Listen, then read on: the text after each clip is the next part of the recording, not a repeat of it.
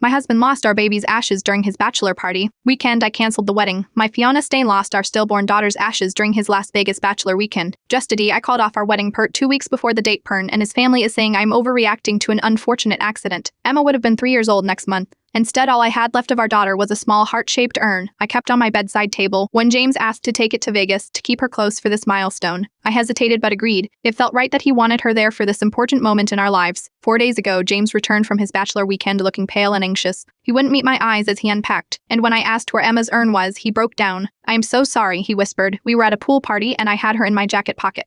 When we left, I realized the jacket parent and Emma parent were gone. The ground seemed to disappear beneath me." "You took our daughter's ashes to a pool party?" He flinched at my tone. "The guys wanted to do a toast to her to include her. It was supposed to be meaningful." "Did you call the hotel, report it missing, anything?"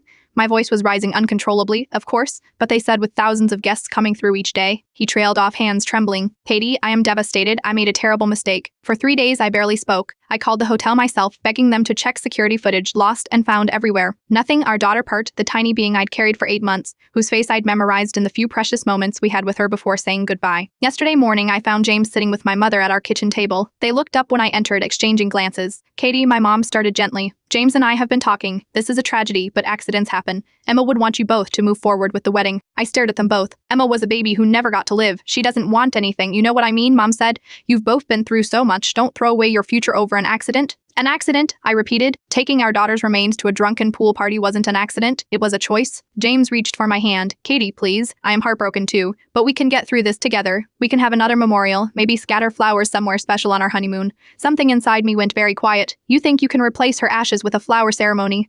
"No, I just meant, I know exactly what you meant. That ultimately they were just ashes, that they can be replaced with a gesture." I pulled my hand away, but they weren't just ashes to me, James. They were all I had left to hold. I called the venue that afternoon, then his parents, then mine. By evening, everyone knew the wedding was off. His mother called, crying. "He made a mistake, Katie. He's devastated too." "How can you punish him like this?" "I'm not punishing him," I said calmly. "I'm recognizing that we see Emma's existence parent and her lost parent very differently, and I can't build a life with someone who doesn't understand what she means to me." Friends saying I am in shock, family suggesting grief counseling instead of rash decisions.